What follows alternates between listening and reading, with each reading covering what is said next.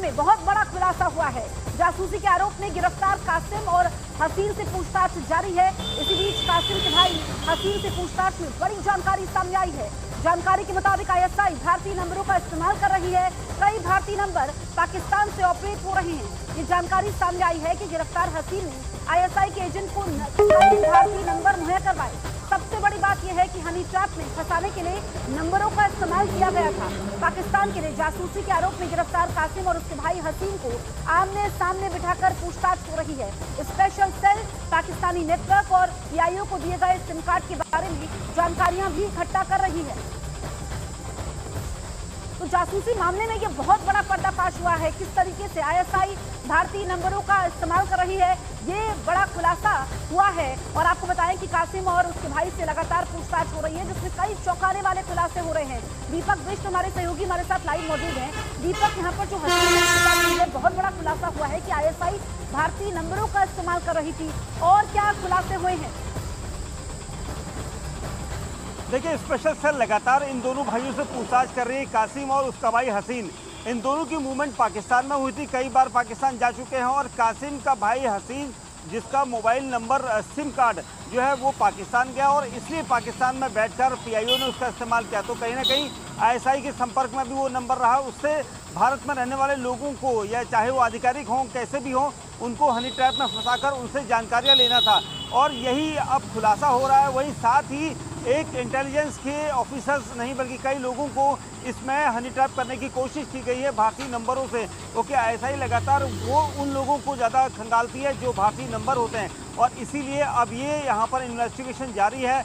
दोनों भाइयों कासिम और हसीन दोनों से इसी स्पेशल सेल के दफ्तर के अंदर पूछताछ की जा रही है, जिसके सामने हम खड़े हैं, क्योंकि दोनों को आमने सामने बिठाकर पूछताछ की गई है। कई अहम राज का खुलासा यहाँ पर हुआ है। हालांकि धीरे धीरे जानकारियाँ बाहर आएंगी, लेकिन सबसे महत्वपूर्ण यही कि भारतीय सिम का इस्तेमाल पाकिस्तान में करवाकर वहां से जानकारियां जुटाने की कोशिश ये जो जासूसी करने वाले लोग हैं वो कर रहे थे। और इन दोनों आरोपियों से कई चीज़ों का खुलासा हुआ है। कुछ ऐसे नंबर्स ट्रैक किए जा रहे हैं जो भारतीय अफसरों को भी ट्रैक करने की कोशिश कर रहे थे, या उन्हें ट्रैप में लगातार खुलासे हो रहे हैं। रहिए दीपक आप हमारे साथ। इस बीच एक और बड़ी खबर बताते, जासूसी कांड में एक और बड़ा पर्दाफाश हुआ है।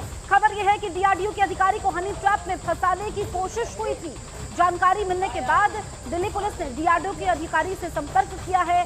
दो अलग अलग टीम कासिम और हसीन से पूछताछ कर रही है। पाकिस्तानी जासूस कासिम का भाई हसीन भी स्पेशल सेल की 5 दिन की रिमांड पर है। हसीन जासूसी के इस केस में एक बेहद अहम कड़ी है, ये समझने के लिए कि आखिरकार पाकिस्तान का ये डर्टी नेटवर्क कैसे काम करता है, कैसे लोगों को अपने जाल में फंसाता है। दीपक हमारे साथ लाइव मौजूद हैं। दीपक, डीआरडीओ के अधिकारी को भी हनी ट्रैप में फंसाने की कोशिश की गई थी, इस बारे में और क्या जानकारियां सामने आई हैं? देखिए, सूत्र बता रहे हैं यहाँ पर जसप्रीत, क्योंकि जिस अधिकारी से संपर्क किया गया था उससे भारतीय नंबर से संपर्क किया गया था। यानी आईएसआई कहीं ना कहीं से भारतीय नंबरों और उनके सिम का इस्तेमाल करके उन अधिकारियों को ट्रैक कर रही है जो हमारी इंटेलिजेंस में है। और यही वजह थी कि इस वक्त भी जिस अधिकारी को यहाँ पर ट्रैप करने की कोशिश की गई उसका नाम भी बाकायदा कोर्ट में इन अधिकारियों के द्वारा बताया गया था। और वो अधिकारी से यहाँ पर स्पेशल सेल की टीमें टच में है, ऐसा सूत्रों के मुताबिक जानकारी मिल रही कि उनसे पूछा गया होगा कि क्या जानकारी थी, उनको किस तरह से संपर्क किया गया, क्या सवाल पूछे गए और ट्रैप करने की किस तरह की कोशिश की गई थी। क्योंकि एक ही नंबर नहीं बल्कि कई ऐसे लोग हो सकते हैं सामने जिन्हें इसी तरह से हनी ट्रैप करके फंसाया जा सकता था। और उसके अलावा भारतीय गोपनीयता की जो जानकारियां थी वो वहां तक पहुंचाना एक मकसद रहा होगा, और इसी वजह से ये ट्रैप करने की कोशिश की गई है। हालांकि अधिकारी से किस तरह की बातचीत, किस तरह की पूछताछ या क्या उनसे साझा की गई है, ये फिलहाल सामने नहीं आया, लेकिन सूत्र बता रहे हैं कि अभी कई सारे ऐसे नेटवर्क के लोग हैं जिनसे पूछताछ की जा सकती है। ठीक है, शुक्रिया दीपक आपका तमाम जानकारी हम तक पहुंचाने के लिए। इस बीच राजस्थान के टीम से गिरफ्तार पाकिस्तानी जासूस कासिम से दिल्ली पुलिस की स्पेशल सेल पूछताछ कर रही है। पूछताछ में कासिम ने खुलासा किया है कि उसने अपने मोबाइल से सारा डेटा डिलीट कर दिया था। उसने बताया कि जब कश्मीर के पहलगाम में आतंकी हमला हुआ भारत में लगातार पाकिस्तानी जासूस पकड़े जाने लगे, तब उसने सतर्क होकर सबूत मिटा दिए। हालांकि पुलिस उसकी बातों पर पूरी तरीके से भरोसा नहीं कर रही है। कासिम का फोन फॉरेंसिक जांच के लिए भेजा गया है, जहां एक्सपर्ट्स ये पता लगाने की कोशिश में है कि उसने क्या क्या जानकारी पाकिस्तान भेजी थी। स्पेशल सेल की टीम ये भी जांच में जुटी है कि उसके संपर्क किससे थे और वो भारत में किन गतिविधियों में लिप्त था। फॉरेंसिक रिपोर्ट के बाद ही ये साफ हो पाएगा कि उसने राष्ट्रीय सुरक्षा से जुड़ी कितनी संवेदनशील जानकारियां लीक की है।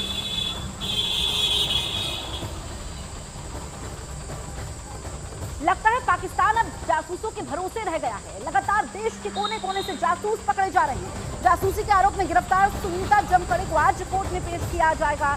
मई महीने में कारगिल का बॉर्डर क्रॉस करके पाकिस्तान चली गई थी। वो लगातार पाकिस्तान नागरिक के संपर्क में थी। 28 मई को पाक रेंजर्स ने सुनीता को बीएसएफ के हवाले किया था। अमृतसर पुलिस ने 0 एफआईआर दर्ज कर नागपुर पुलिस को सौंपा था। तो बड़ी जानकारी आप तक हम पहुंचा रहे हैं। जिस तरीके से एक के बाद एक जासूस पकड़े जा रहे हैं, अब जासूसी के आरोप में गिरफ्तार सुनीता जमखड़े को आज कोर्ट में पेश किया जाएगा। दरअसल कारगिल का बॉर्डर क्रॉस करके पाकिस्तान चली गई थी सुनीता और लगातार वहां पर वो संपर्क में थी। 28 मई को पाक रेंजर्स ने सुनीता को बीएसएफ के हवाले किया था। अमृतसर पुलिस ने 0 एफआईआर दर्ज कर नागपुर पुलिस को सौंप दिया था। अब कोर्ट में पेशी होनी है तो ऑफिशियल सीक्रेट एक्ट के तहत सुनीता की गिरफ्तारी हुई है। नागपुर पुलिस इस मामले में आरोपी सुनीता को कारगिल से ले जाकर रूट का रिक्रिएशन भी करने की तैयारी में है। इसके अलावा पुलिस पाकिस्तान में सुनीता के संपर्कों की भी जांच में जुटी है कि किस किस के वो संपर्क में थी, ताकि ये मालूम चल पाए कि सुनीता की मंशा क्या थी। सुनीता की पेशी के समय कोर्ट में नागपुर पुलिस इस मामले में कई खुलासे कर सकती है। विवेक हमारे साथ लाइव मौजूद हैं। विवेक, आज कोर्ट में पेशी होनी है और सुनीता की जो गतिविधियां रही है, संदिग्ध रही है, और क्या जानकारियां सुनीता को लेकर के सामने आई हैं? हाँ, देखिए जसप्रीत, आज काफ़ी अहम दिन है जब एक जो जासूस जो पकड़ी गई है जिसका नाम सुनीता जामखड़े बताया जा रहा है, उसकी दूसरी पेशी है। आज उसे नागपुर के कोर्ट में पेश किया जाएगा और नागपुर पुलिस ने इस पूरे मामले में सुनीता को ऑफिशियल सीक्रेट एक्ट, जो काफ़ी गंभीर धाराएं होती हैं, उसके तहत गिरफ्तार किया गया है। आपको बताना चाहिए कि पिछले महीने में सुनीता अपने 12 साल के बेटे के साथ कारगिल पहुंची थी और अपने बेटे को कारगिल पे ये बोल के गई थी कि वो कुछ घंटों में वापस आ जाएगी, लेकिन कारगिल से वो सीधे बॉर्डर क्रॉस करके पाकिस्तान में चली गई। पाकिस्तान में जाने के बाद उसे पाकिस्तान रेंजर्स ने उसे पकड़ाया। लगभग 15 दिनों तक वो पाकिस्तान रेंजर्स की कस्टडी में रही। फिर बाद में पाकिस्तान रेंजर्स ने इसको बीएसएफ के बाघा बॉर्डर पर जो है उसे बीएसएफ को हैंडओवर कर दिया। जब वो जैसे ही हिंदुस्तान में एंटर होती है तो सबसे पहले अमृतसर पुलिस उसकी जांच करती है, उसके मोबाइल खंगाले जाते हैं, तो पता चलता है कि जो सुनीता है वो एक जुल्फिकर नाम के शख्स से जो पाकिस्तानी है उसके लगातार उसके संपर्क में है। और हालांकि पूरा मामला नागपुर से जुड़ा हुआ था, तो अमृतसर पुलिस ने इस पूरे मामले 0 एफआईआर दर्ज करके पूरा मामला नागपुर पुलिस को ट्रांसफर कर दिया है। अब नागपुर पुलिस इस पूरे मामले में सुनीता के जो फोन डिटेल्स है उसको खंगाल दी है। उसमें ये जांच आई है कि सोशल मीडिया के जरिए जो सुनीता है वो लगातार जुल्फिकर नाम के जो शख्स है जो पाकिस्तानी बताया जा रहा है उसके लगातार संपर्क में थी। लेकिन सबसे बड़ा सवाल ये खड़ा हो रहा है कि आखिरकार वो कारगिल से बॉर्डर क्रॉस करके पाकिस्तान कैसे पहुंची। यही वजह है कि होते हैं विवेक, जिनका जवाब मिलना बाकी है। शुक्रिया आपका। बढ़ते हैं आगे। अमेरिका में एक बार फिर से इजरायल समर्थकों को निशाना बनाया गया है। दूसरी तरफ अलग अलग शहरों से गोलीबारी और चाकूबाजी की खबरें सामने आई है। यूएसए के कोलोराडो में यहूदी समुदाय के इवेंट के समय हमला हुआ है। नॉर्थ कैरोलिना में हुई गोलीबारी में 2 लोगों की मौत हुई है, जबकि सलेम इलाके में चाकूबाजी में 11 लोग जख्मी हो गए।